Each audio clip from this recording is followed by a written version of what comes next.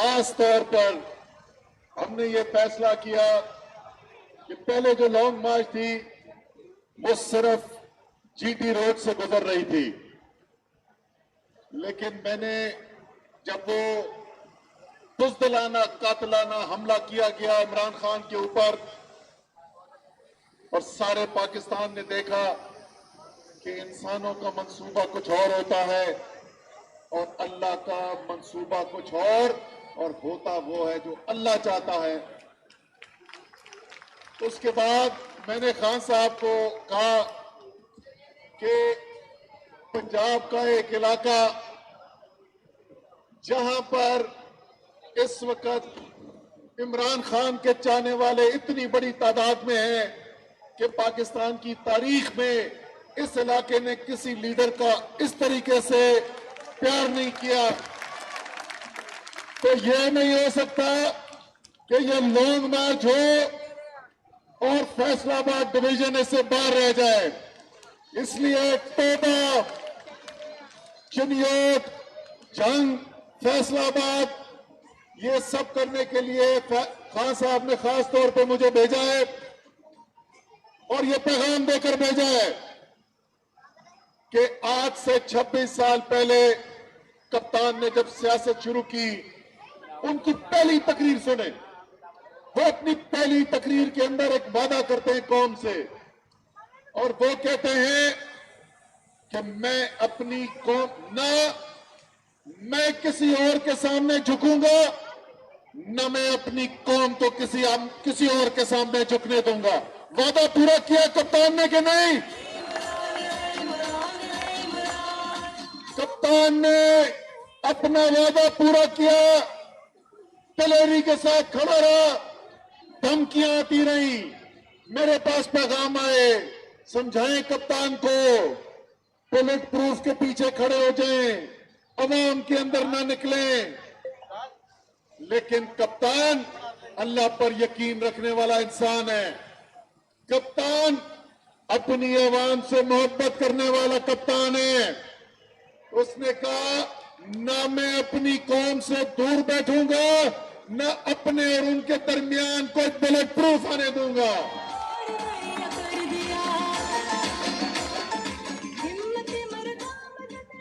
कप्तान का पैगाम है कि आपने देख लिया, मैं गोलियां खाकर भी खड़ा हूं। क्या कौम अपनी गैरत के लिए, अपनी इज्जत के लिए खड़े होने के लिए तैयार है? मैं बताऊं कि आज शाम को मेरी खान साहब से बात होगी, जब मैंने उनको बताना है कि मैं तौबा गया था, अवाम निकली हुई थी, जज्बा भी था, जोश भी था। सबसे ज्यादा खुश उन्होंने इस बात को सुन के होना है कि तौबे की माएं, बहनें और बेटियां भी निकली हुई थी खान के लिए। अब मैं जरा सा बात करना चाहता हूं हमारे आली मर्तब चीफ जस्टिस ऑफ पाकिस्तान से। उस दिन कुछ सवाल मैंने आईएसपीआर से पूछे थे, जवाब तो अभी तक नहीं मिला, लेकिन सवाल हम पूछते रहेंगे। आज मैं चीफ जस्टिस से सवाल पूछना चाहता हूं। चीफ जस्टिस साहब, आपको कौम ने इस मनसब पर बैठाया, आपकी इज्जत करते हैं, तकरीम करते हैं, आपने फैसला किया कि इसके बावजूद कि कौमी सलामती कमेटी कह रही है कि वाज़ेह बैरूनी मुदाखलत हुई है, इमरान खान के खिलाफ साजिश के अंदर बैरूनी मुदाखलत नजर आ रही है, आपने फैसला किया कि आप उस साइफर को नहीं खोलना चाहते, आप तहकीकात नहीं करना चाहते। इमरान खान ने आपका फैसला माना और घर चला गया। आपने अपने शहर में इस्लामाबाद, जहां पे सुप्रीम कोर्ट लगता है, आपने देखा कि किस तरीके से शहबाज गिल को उठाया गया, उसके ऊपर तशद्दुद किया गया, पराना किया गया, उसके हुकूक पामाल किए गए, उसने कोर्ट के अंदर, अदालत के अंदर खड़े होकर गवाही दी।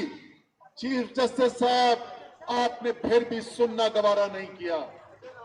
आपने देखा कि 74 साल का उम्र का आजम सवाती वो आजम सवाती जो सिर्फ सेनेटर नहीं, वो उस कमेटी का मेंबर है जिस कमेटी से अदालत में जजों की अपॉइंटमेंट की जाती है।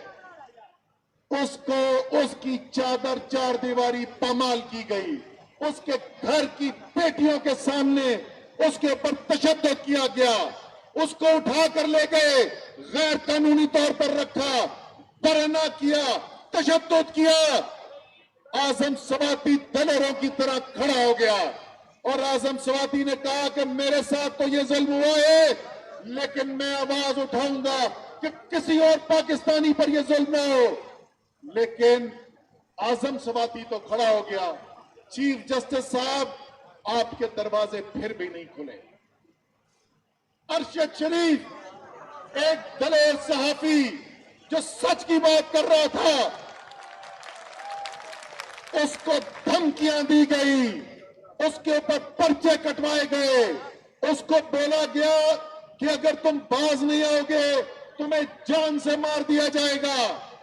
आखिरकार अरशद शरीफ को मुल्क छोड़कर जाना पड़ा, लेकिन आपके दरवाजे नहीं खुले अरशद शरीफ के लिए।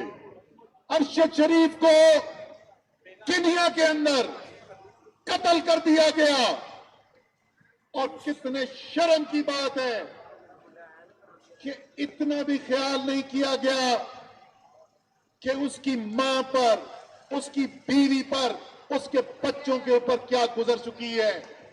वीडियो रिलीज किए जा रहे हैं, अपने पसंदीदा एंकरों के जरिए टीवी पर चलाया जा रहा है। सारे लोग पाकिस्तान के घर बैठे हुए, जिनका कोई अरशद शरीफ से ताल्लुक भी नहीं, वो भी कांप उठे। लेकिन नहीं दरवाजा खुला तो चीफ जस्टिस साहब, आपका दरवाजा नहीं खुला। आजम सवाती की दलेरी देखकर कमजोरी किसी भी आदमी की क्या होती है?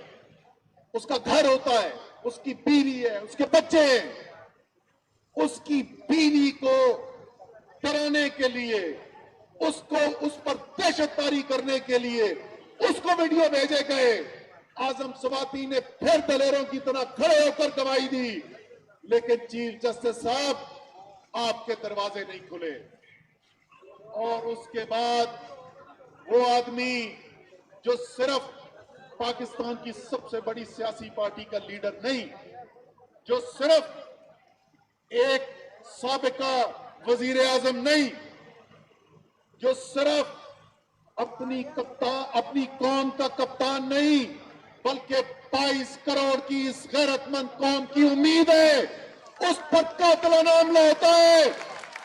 साजिश के तहत गोलियां चलाई जाती है और वो मर्द और खड़ा होकर फिर कहता है मैं सच बोलूंगा, मैं पीछे नहीं हटूंगा। चीफ जस्टिस साहब, कौम आपको देख रही है, आपसे मुतालबा कर रही है।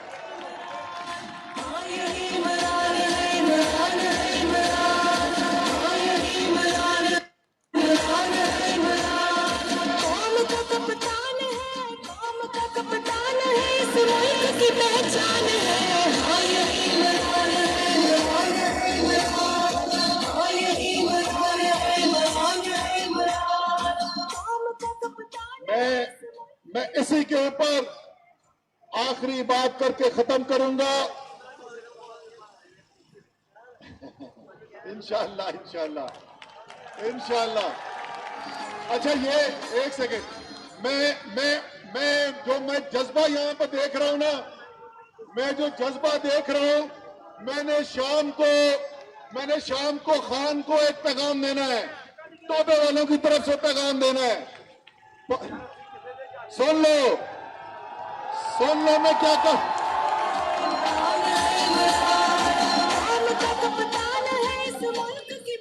सुन लो मैं तोबे वालों की तरफ से क्या पैगाम देने जा रहा हूं। तोबे वाले कह रहे ने कप्तान असी डट के खड़े ने, इन्होंने दब के रखो।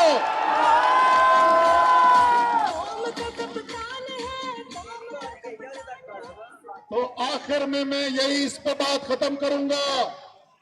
चीफ जस्टिस साहब, तौबे वाले भी खड़े हैं, फैसलाबाद भी खड़ा है, चनियोट भी खड़ा है, जंग भी खड़ा है, सिंध भी खड़ा है, पंजाब भी खड़ा है, इमरान खान भी खड़ा है, हम भी खड़े हैं।